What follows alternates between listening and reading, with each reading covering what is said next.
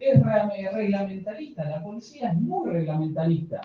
Fíjese el decreto 430, si ellos no podían, no querían, o lo que sea controlar, podían delegar la competencia por reglamento, por resolución, tenían que fijar a alguien, tenían que proponerle al jefe de policía que en la aprobación delegue esa atribución o coloque a alguien que sea el supervisor. No lo hicieron porque se guardaron esa competencia porque el curso era aquí en Viedma. En definitiva, toda esta normativa, más los testigos, más los principios que aplican en la policía, nos dan esta conclusión. Tenían que controlar como lo pusimos en el hecho y no controlaron. Lo mismo, tenían que proveer de los elementos necesarios, los insumos, y no lo hicieron. Y me detengo también en una de las defensas ensayadas. Le quisieron decir a usted de que otro era el departamento encargado de llevar a cabo la prestación de los insumos y que no eran específicamente los señores imputados. Y si usted mira la resolución de 2007-48, que la va a poder observar detenidamente, en ningún lado dice que tenían que otros prever los elementos correspondientes. Sí, se podía gestionar a través de los distintos departamentos que tienen licitaciones, se podía llegar a gestionar o pedir colaboración, o incluso el propio anexo hace una referencia a este punto. Ahora, lo cierto es que si mira los artículos del 1 al 8, que es la resolución 2007-48, en ningún momento dice que otro departamento tiene que gestionar esos alimentos. Es más, las conductas que ahora vamos a ver de ellos mismos ir buscando los alimentos por distintos lados, da cuenta de que era una obligación de ellos. E incluso ellos mismos sabían cuándo estaba proyectado el curso a hacerse, porque en el plan de instrucción que ellos mismos se elevaron, está clarísimo. Sabían la fecha de inicio, sabían cuándo iban a estar convocados el personal, conocían todos estos aspectos y era su propia obligación. Por eso empezaron a gestionar. Fueron a verlo a Lara, fueron a verlo a Verdugo, hablaron con Cañuqueo. Su gestión era la de buscar los alimentos y por eso lo llevaron a cabo. Entonces, como también está en el decreto, no queda duda que también era su función la de conseguir los elementos necesarios para que el curso se desarrolle. Segundo eje. Primero vimos de qué eran sus funciones. Ahora, efectivamente, nosotros estamos siguiendo la línea de lo que dice el Tribunal de Impugnación en Murfiando de cómo el tribunal en ese precedente fue analizando para llegar a la conclusión de culpabilidad. Estamos siguiendo esos mismos ejes, por esto la división en 3 ejes. El segundo eje, nadie controló. Esto surge de la propia convención que hemos arribado. Entre el 12 y el 15 de abril no se registró ni que Grasso, ni Simaski, ni ninguno de los dependientes de la Dirección de Capacitación fueran a Bahía Creek a observar el desarrollo del curso. Esto igual fue además abonado por Kiribani y Morales, que no solo no fueron ellos ni ninguno de los dependientes, sino que no hubo control sobre ese curso. Ahora bien, el segundo punto, dentro de este eje que nadie controló, es, ¿podían o tenían algún impedimento relacionado con el COVID? Y acá viene una de las convenciones que hemos arribado, conforme a las resoluciones aprobadas para la realización del curso 2021, era requisito del protocolo COVID, aprobado por el Ministerio de Salud de la provincia de Río Negro y firmado por el comisario Gattoni, surgía que instructores y cursantes no podían tener contacto estrecho con el personal externo del curso. Es decir, en la normativa estaba esto, por eso no está en discusión. Ahora, ¿fue lo que ocurrió realmente? No, por eso Cacho, Morales y Iván nos demuestran de que entraba y salía constantemente gente de allí sin ningún tipo de protocolo de distanciamiento y demás. Pero aunque pudieran alegarlo de alguna manera, las cuestiones de COVID y el reglamento, mire lo siguiente. Por eso le incorporamos esta foto, para que usted vea. Podían ir tranquilamente a controlar sin ser contacto estrecho. Porque miren la playa donde se llevó a cabo, que no estaba planificado ahí, pero se hizo ahí, y sabían que se estaba llevando a cabo ahí desde antes de que se inicie, miren el lugar. Es decir, no necesariamente tenían que estar a 1 metro para ir a controlar, podían ir y mirar a distancia. El tema COVID y la reglamentación del COVID no es una excusa en este sentido.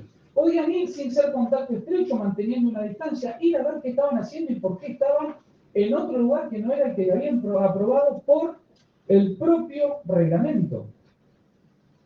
Esta no es una excusa, y esto queda claro. No solo que no controlaron, no mandaron a nadie a controlar, ni siquiera era una excusa el tema COVID, porque podrían haber estado a 50 metros y ver lo que estaban haciendo. En definitiva, claramente se observa de que no cumplieron con su obligación ni tienen una excusa en este sentido. Tercer eje, el dolo. El dolo, como dice el Tribunal de Impugnación, es conocimiento y voluntad. Conocer cuál es su atribución y la voluntad de no hacerlo, no haberlo hecho con voluntad, sabiendo cuál es su obligación. Tenían conocimiento y optaron por no actuar. Eso dice Mugiondo en la sentencia 131-21 del TI.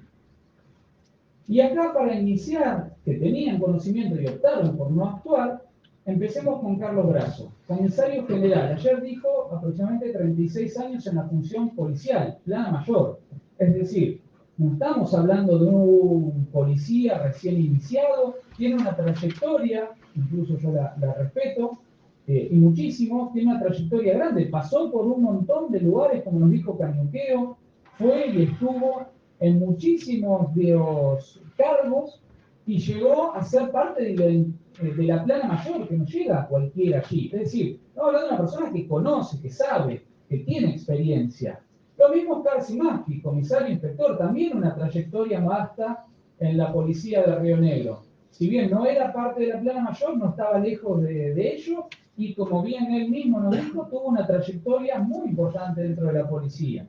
Es decir, en el primer lugar, estamos hablando de no personas recién iniciadas que se puede pensar que pueden omitir, que pueden no conocer. Estamos hablando de personas con trayectoria, con mucha experiencia dentro de la policía, que conocen y que han pasado por determinados lugares. Esta es la resolución 2748, doctor, que también da cuenta del conocimiento que tenían. Si mira, el primer considerando dice que mediante el mismo, el jefe del departamento académico, comisario, inspector, Simaski Oscar Alberto, a través de la Dirección General de Capacitación y Perfeccionamiento, eleva a consideración el plan de instrucción anual para el personal de la Policía de Río Negro, conteniendo las actividades académicas previstas para el corriente año. ¿Quién elevó este proyecto? El comisario Simaski. Es decir, estaba en conocimiento bien de lo que estaba elevando, porque claramente en la resolución no quedan dudas. Lo firma Tellería, ahí está la firma de Tellería, y además lo refrenda Grasso, quien firma la resolución también. Es decir, también hay un clara prueba de que lo elevó Simaski y también lo firmó Grasso. Eso quiere decir que estaban en pleno conocimiento de lo que habían elevado el jefe de policía, con las fechas, con el lugar, con todo lo que se iba a llevar a cabo, con la necesidad de proveer los alimentos y demás. Estaban en completo conocimiento porque la resolución es contundente en ese sentido. Y este es el primer punto relacionado con el dolo. Ellos mismos elevaron el proyecto, conocían todos estos aspectos.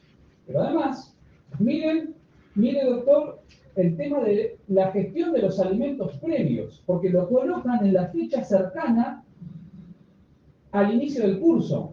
Primero, reunión entre Grasso, Simaski, Lara, Gattoni.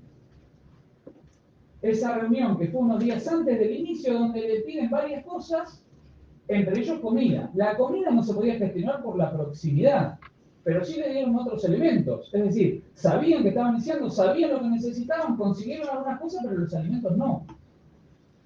Y, como nos dijo Lara, pidieron colaboración y se fueron a gestionar por otro lado. Y lo coloca a los dos. Charla con Verdugo, donde le piden varias cosas, comida, municiones. Acá viene la nota de Gattoni, pero Verdugo es contundente de que la charla la tuvo con el señor Simaski. Y es contundente en ese aspecto.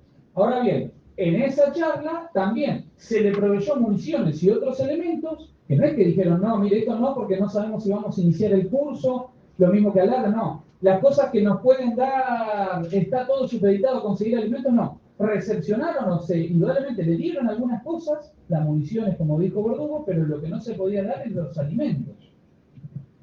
La charla con el subjefe de policía, no sabemos bien cuál fue, pero le informaron al subjefe de policía de esta cuestión y cuando fue a verlo a Tellería nos dice que Tellería ya había hablado y lo había mandado a Grasso para que busque los alimentos que habían conseguido en desarrollo social, lo que sería el equivalente de desarrollo social.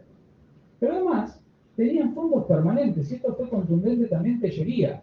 Si no podían, de alguna manera, obtenerlos por otros lugares, como bien se pudo establecer, no lo habían gestionado a tiempo, aún ellos mismos habiendo puesto la fecha de inicio del curso, tenían fondos permanentes que los conocían y que lo sabían para poder comprar los alimentos de ese fondo permanente, y tampoco lo hicieron.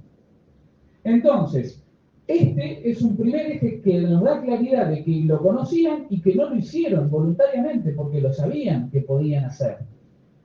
Pero las charlas posteriores también nos dan en esto de acreditar el conocimiento y la voluntad. Tellería, que dice que Grasso fue y le dijo, o le insinuó, tirarle la responsabilidad a Szymanski. Eso nos da cuenta claramente de que conocían de que ahí estaba el problema y quiso tratar de tirarle la responsabilidad a uno, no hacerse cargo. Morales, y esto es terrible, Morales nos cuenta que Szymanski el día viernes fue y le comienza a dar una charla como para despejarlo. Primera cuestión, estaba en Vierma, porque recordará que Szymanski dijo que había viajado o intentó dar un ensayo a ese punto. Estaba en Vierma. Estaba en Vierma. Morales dice que cuando estaban allí en la base del CODER, Szymanski vino, conocía lo que había pasado, quiso dar y se puso a dar una clase de otro aspecto para supuestamente despejarlos o no sé qué. Ahora, si las funciones eran netamente administrativas, como dice Szymanski, como intentó la defensa, ¿por qué se puso a darle una clase él mismo? ¿Por qué tomó él a cargo esto de despejarles la cabeza o lo que sea?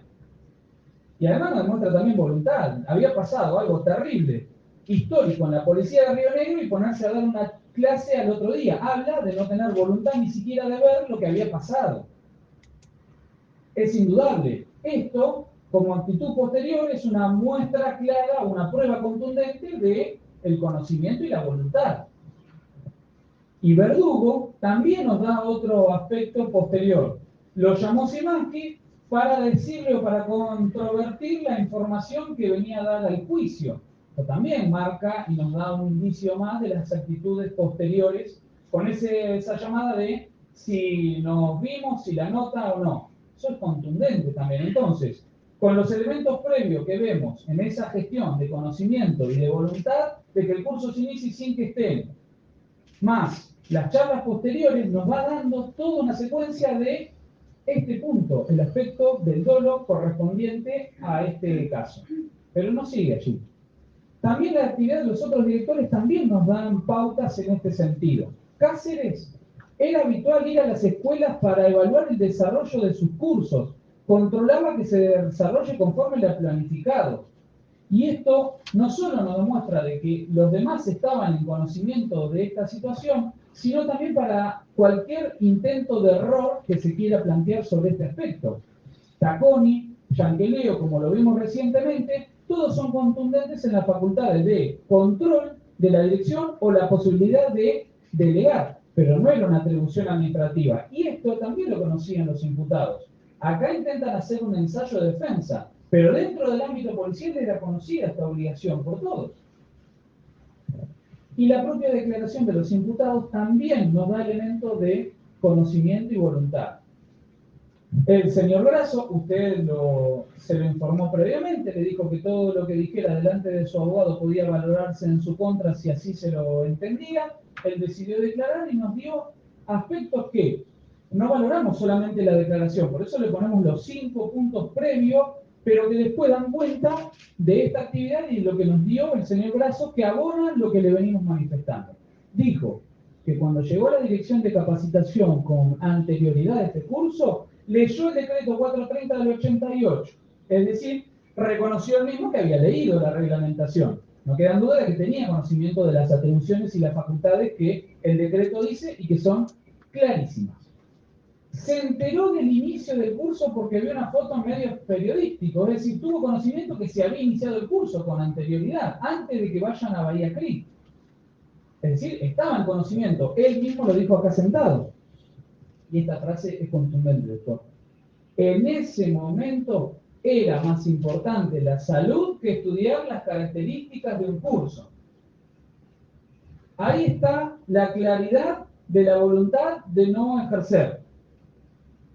Y después no nos importa la motivación que tuvo. Él habló del tema salud, pero está claro de que era consciente y que no lo hizo. Tenía una motivación, tema salud, pero está claro, es contundente. Esa frase es contundente y se abona a todos los 5 puntos anteriores.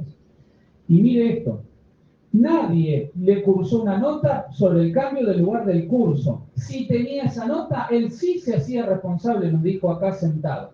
Es decir, está reconociendo de que era su atribución el no permitir que se cambiara el lugar.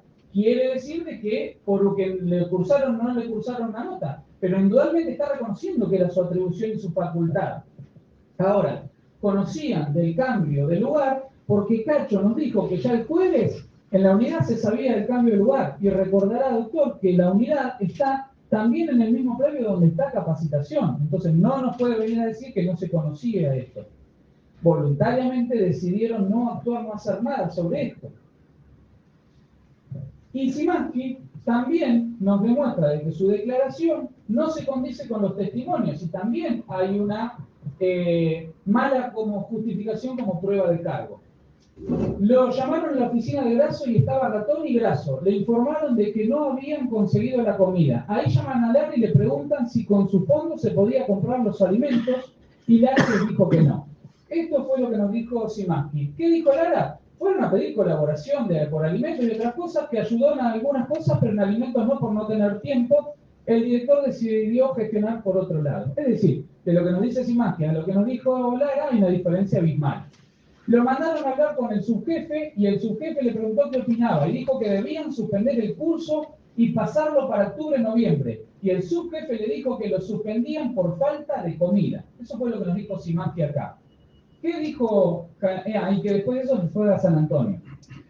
Camionqueo, le informaron tema alimentos y puede decirle al jefe. Y cuando lo va a decir al jefe ya le informó de que lo había gestionado. Y no hubo ningún pedido formal de cambio ni nada. Es decir, de lo que dice Szymanski a lo que dice el subjefe hay una diferencia abismal también. No estaba en San Antonio, el viernes estaba acá.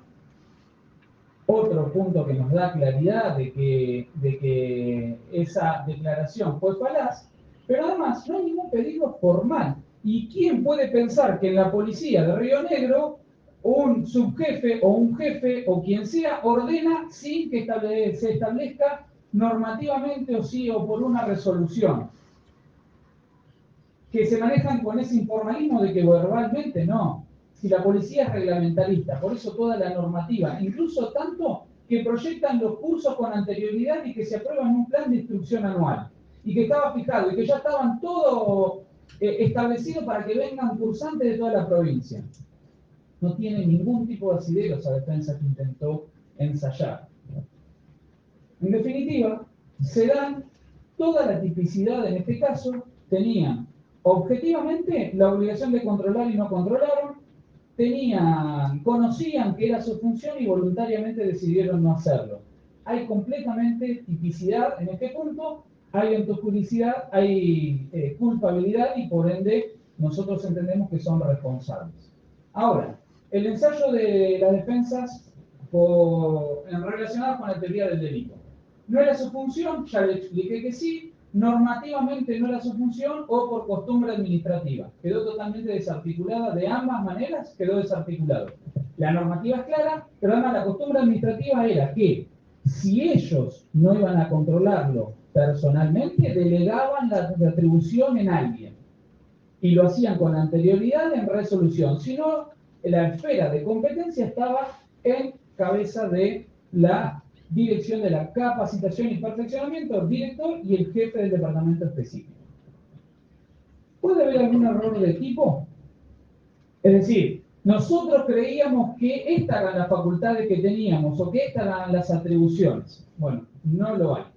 no solo porque se demostró de que tenían claridad de cuáles eran sus funciones y que esto fue solamente un ensayo de defensa acá, justificada, inteligente, pero que no se pudo desarticular, sino además es un error totalmente vencible, porque combinar solamente el reglamento con consultar y demás, claramente es vencible.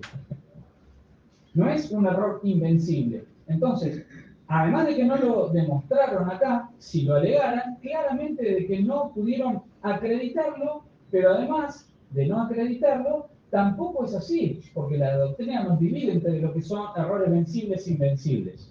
¿Hay una ausencia de dolo? ¿Podrían alegar una culpa? No. La trayectoria, lo que hicieron los días antes, lo que hicieron días posteriores, el hecho de haber intentado gestionar los alimentos y saber que no los conseguían y saber que se inició el curso y no hacer nada, nos da claridad de que sabían cuál era y que voluntariamente no lo hicieron. En cuanto a la tipicidad, no hay ninguna defensa que haya podido ser acreditada para poder decir que no se da la responsabilidad. Y vamos a la antijuricidad. ¿Hay una causal de justificación, un estado de necesidad justificante relacionado con el COVID? No, no. Porque más allá de lo que la normativa decía, en la práctica entraba y salía gente todo el día. Pero además, incluso no necesariamente tenían que ser contacto estrecho, hablando en los términos de la pandemia de 2021, porque podían estar a una distancia e ir y controlar, o mandar a alguien a controlar, y no lo hicieron. Tampoco hay una causal de justificación. Entonces, ni siquiera ninguno de los ensayos de defensa pueden ser tenidos en cuenta desde nuestro humilde entendimiento. Y por último, no quiero dejarle de marcar la relevancia penal, porque estos temas, y hay un sumario administrativo iniciado, fueron desplazados. ¿Por qué estos entran en la órbita del ámbito penal? Porque, sin perjuicio de que nunca se le imputaron los daños relacionados con el curso, se le imputaron a personas específicas con un delito distinto, esta ausencia de control por sí o dependientes hizo que se cambie el lugar del curso, que en ese cambio se llevaran prácticas contrarias a la dignidad humana, como las que ya se mencionaron en el hecho, y donde se llevaron a cabo conductas en el agua que terminan con la vida de un agente muy jovencito. Gabriel Mandagaray, toda una vida por delante, y eso es la victimología indirecta que hace que nosotros estemos acá. Todo esto, si bien no es una comisión por omisión, ellos no controlaron y esa era su función, no le imputamos la muerte de Gabriel Mandagaray, lo cierto es que la ausencia de cumplir con sus propias funciones terminan con todos estos daños, que tienen una relevancia importante, por eso salió de la órbita administrativa. El Estado no funcionó o no se desenvolvió correctamente, que ese es el bien jurídico tutelado. Y esto es, eventualmente, si usted tiene por la tesis de la acusación, lo que se va a establecer. La ausencia de control por sí o por dependiente, la ausencia de gestión de los alimentos generó este daño en la órbita del desenvolvimiento de la administración pública, pero a su vez hay daños indirectos no imputables a ellos, pero que claramente nos dan la relevancia penal. En definitiva, señor juez, nosotros estamos convencidos que toda la prueba producida más la normativa aplicable lo hacen responsable, porque el propio artículo 1 del decreto 430 del 88, es decir, el reglamento anexo, claramente ponían a su cargo de Grasso y de Simaski controlar, ordenar controlar, proveer los alimentos necesarios para que esto no pase. Y en definitiva, sin dudas no se hicieron cargo. No solo que no se hicieron cargo antes, ni siquiera se hicieron cargo ahora. Por ende, acompañamos la posición del fiscal de que declare responsable a ambos imputados del delito del artículo 249, es decir, el incumplimiento en su faz de omitir aquellas obligaciones que tenía. Y así le vamos a solicitar que lo declare al momento del veredicto. Muchas gracias.